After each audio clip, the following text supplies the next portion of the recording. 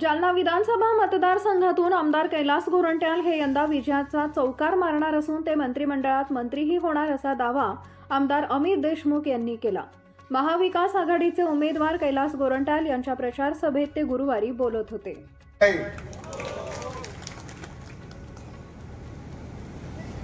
आणि मी ही चौथ्यांदा लातूर शहर विधानसभा मतदारसंघातून मतदारांचे आशीर्वाद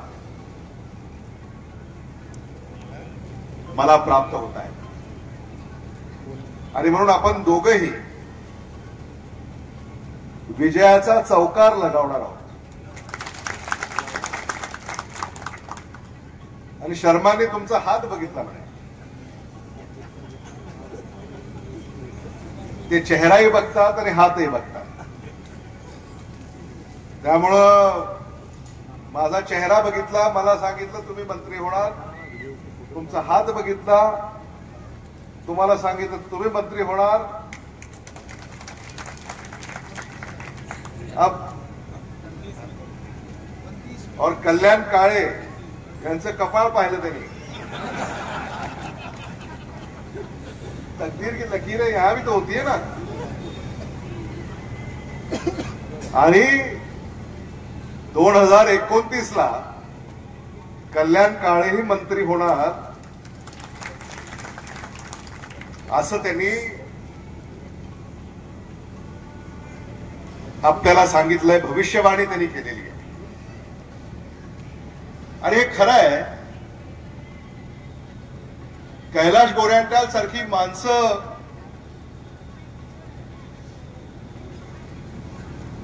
ही विधिमंडळामध्ये तुम्ही पाठवली, पण आता आपले खासदार कल्याण काळे यांना मी सांगू इच्छितो की कैलास गोरंट्यालांनी विधिमंडळामध्ये खूप काम केलं। महाराष्ट्र विधिमंडळामध्ये काँग्रेस पक्षाचा एक स्टार आमदार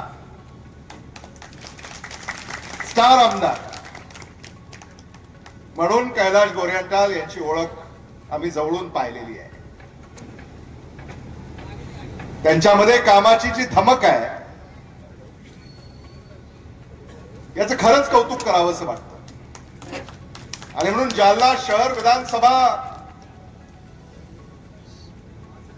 इथं जी कामं कल्याण गोरंट्याल करू शकले, दुसरं कोणीही करू शकलं नाही।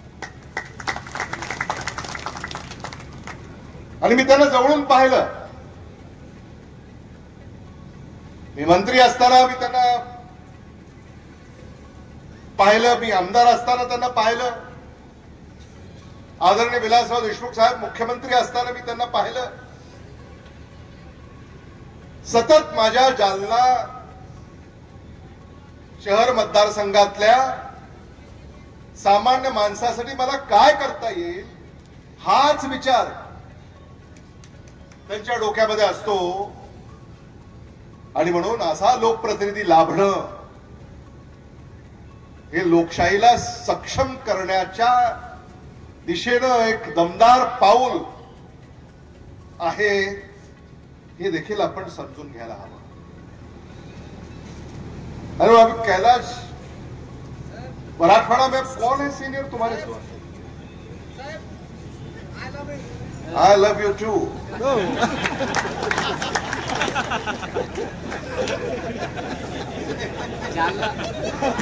जालना है।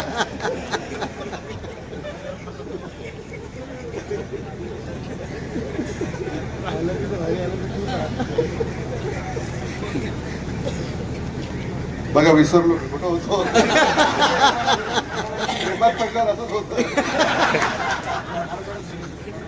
मराठवाड़ा में अब कैलाश आपके जैसा सीनियर कौन है? अब जो थे वो तो चले गए और अब अपना टाइम आएगा।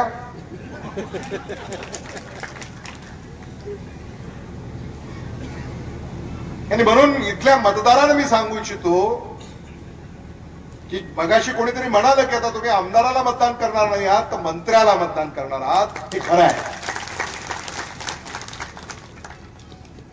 आणि डॉक्टर कल्याण काळे, तुम्हाला ही कळकळीची विनंती आहे की आता खासदाराचं वजन वेगळं असतं। खासदाराच्या मतदारसंघातला आमदार मंत्री करायचा असेल तर खासदाराला दिल्लीत तळ ठोकून बसावं लागतं. आणि म्हणून जालन्यातून कैलाश गोरंट्याल तर निवडून येणारच, पण त्यांना महाराष्ट्राच्या मंत्रिमंडळामध्ये मंत्री म्हणून काम करण्याची संधी मिळेल यासाठी आम्ही सगळे प्रयत्नांची पराकाष्ठा करू, हे मला मुद्दामून या ठिकाणी सांगायचं.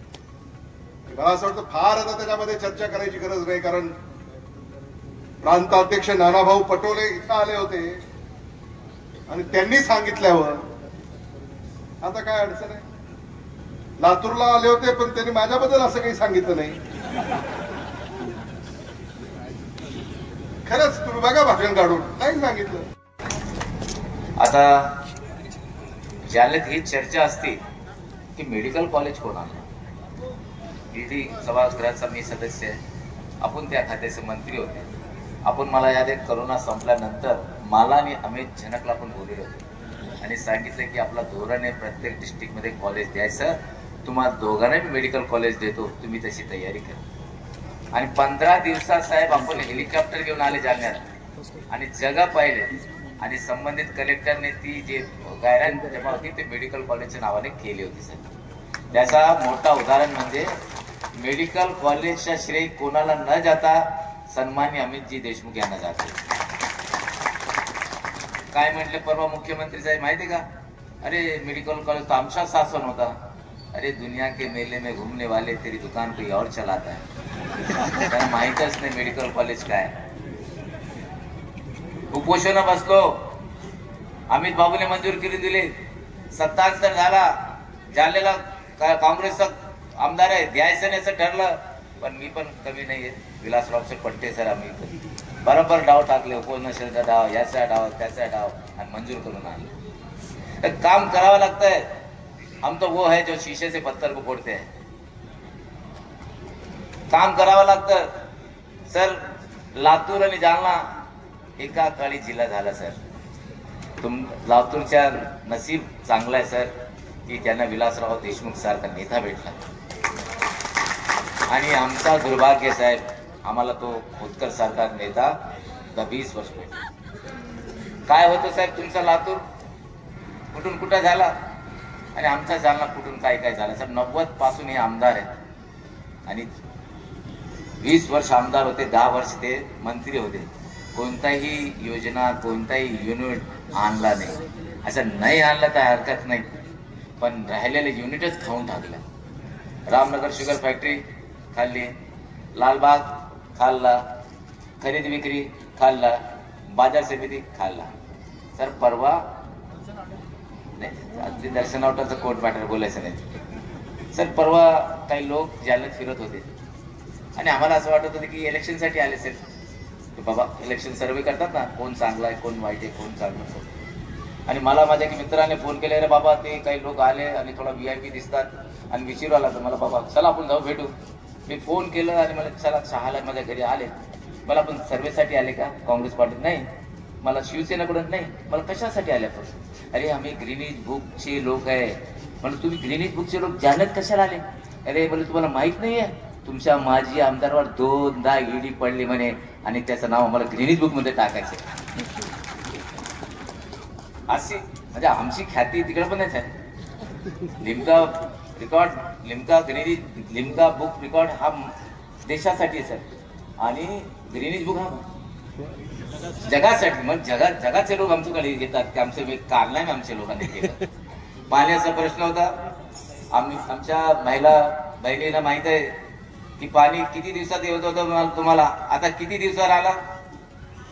8 दिवस. तुम्हाला रोज पाणी पाहिजे का? कोणाला मतदान करणार तुम्ही?